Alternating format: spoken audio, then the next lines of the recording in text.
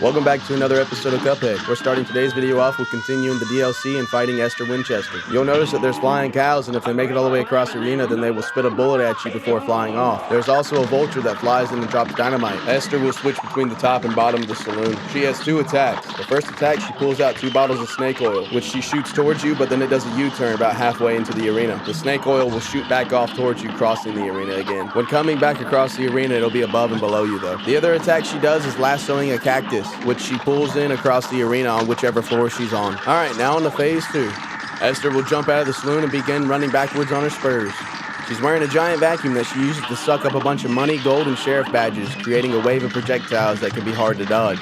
Then she will shoot a bunch of safes and coins into the air. The coins will rain down around her, and the safes will come down from the sky. And when they hit the ground, they explode, shooting off a projectile at you. Now on to phase 3, where a vacuum turns into a pressure cooker and explodes, turning Esther into sausages. She begins alternating heights again, like with the saloon in phase 1.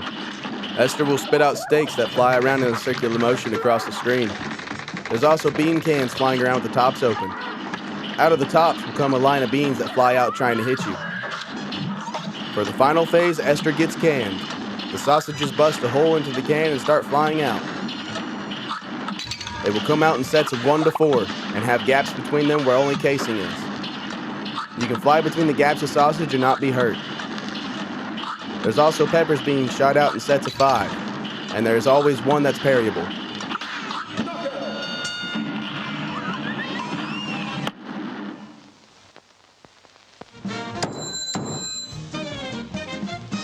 But we got an A-.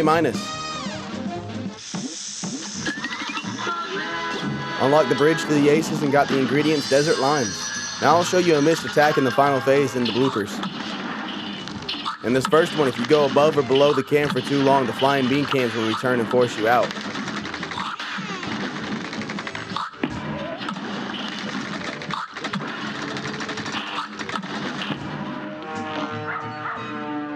Now onto the Howling Aces fight.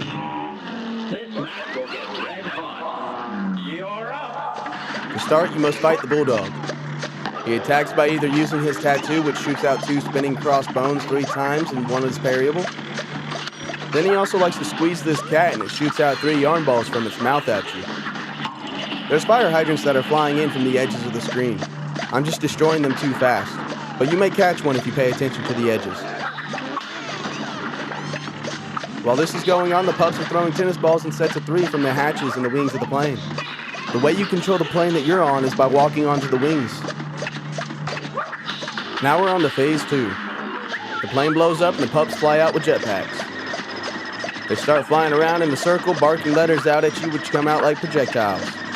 Occasionally one is parryable and the letters spell bow wow. Once all 4 pups are taken out, Big Mama Dog shows up in the background flying in.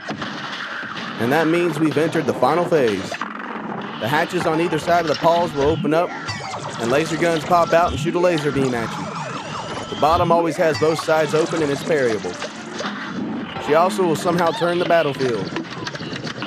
When you're on the side, she summons dog bulls out of the eyes of the dog plane. The red ones will go across your plane while the yellow ones go a little above it. When the planes are the right way or upside down, you'll have to deal with the lasers.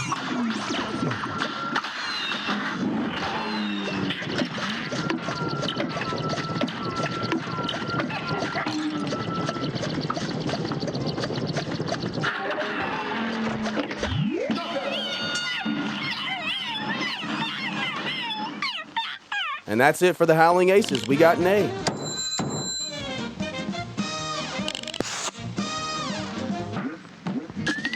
Also, we unlocked the bridge to Mortimer Freeze and got the pineapple mint ingredient. Speaking of Mortimer Freeze, it's time to battle the Ice Wizard himself. This match will get red hot. And begin! To start, he likes to summon these icicles that come out in groups of 4 and shoot out towards you, hitting the ground slightly spaced out. If you damage them, they will pop out and start walking towards you, but you can still destroy them. He will also summon a crystal ball on a table and shoot out fortune cards towards you, and some of these can be parried. And finally, in this phase, he will pull out a well and slam the ground with it, trying to hit you. If the icicles are in or on the ground, he will kill them for you. Once you hear the bell, it's time for phase 2. He summons the snow beast. There's quite a few possible attacks in this phase. To start, he can turn into a snow boulder. and the arms form on the other side of the arena. Then the snow boulder will either roll across the arena or fly through the air to its destination. When the snow beast slams its hands on the ground, 4 swords will come out of the ground trying to stab you. It can also reform itself into a fridge. When in this form, it can release popsicles from the freezer that fly off screen, and they will come back in one at a time, aiming right for you. Or it'll shoot large ice cubes out of the fridge, and they come in 2 sizes. There's a medium one that when it hits the ground splits into 2 tiny ice cubes, and a larger one that when it hits the ground it splits into 2 medium ones and then split again. Once the snow beast starts feeling bad and grabs its stomach, Mortimer will transform into an ice snowflake and bust out of the snow beast flying off. If you pay attention as you climb the platforms, you'll see the legs walking off on their own. So now that we've entered the final phase, Mortimer will switch between the 2 sides of the arena occasionally. For his first attack, we see his ghost come out of the mouth and place 4 snow cones which fly at you like bullets for a short time. Another attack he does is where his hands come out of a hatch of the snowflake, and Mortimer summons buckets which shoot at you, and occasionally one is parryable.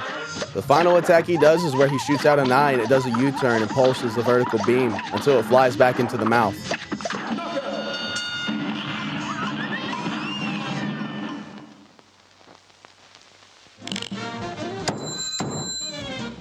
But that does it for Mortimer Freeze, and we made an A-. Also, we unlocked the staircase back up to Glumstone the Giant. And we got the ingredient Icy Sugar Cube. As you can tell in the bloopers, I had a real issue with the eyeball attack.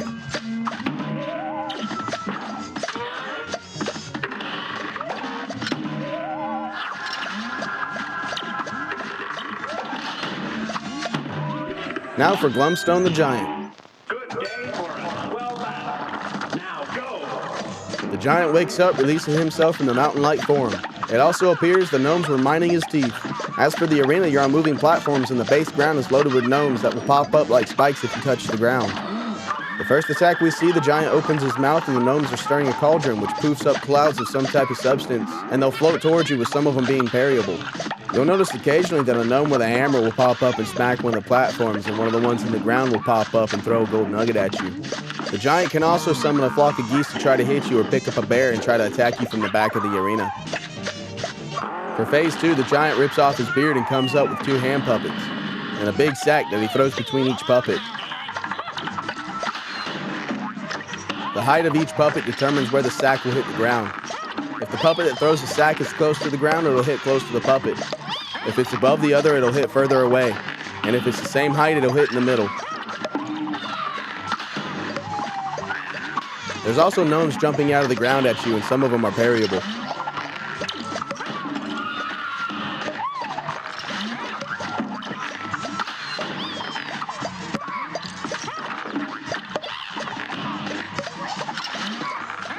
Now that we've defeated the puppets, we're on to phase 3. We get swallowed by the giant and have to fight inside its stomach. There's 5 skulls floating in the stomach acid that we can stand on.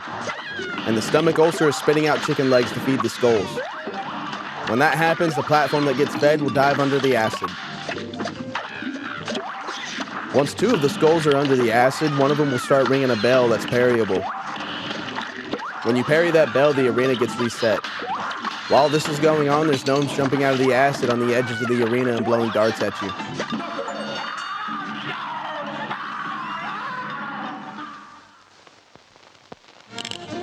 And with that, we've defeated the Glumstone Giant and gotten A-. This would have unlocked the stairs to Mortimer, but we collected the ingredients Gnome Berries. We did it! That was the last ingredient we needed for Wonder Tart. Let's get back to Saltbaker, lickety split. But that does it for the end of this video. We are nearing the end of our normal run on Cuphead. We still have the King's Leap Parry Gauntlet, the secret boss, and the final boss of the game. If you enjoyed, do me a favor and leave a like and subscribe, I'd appreciate it. You've been watching Cosmic Respawn Gaming, where every respawn is an epic quest.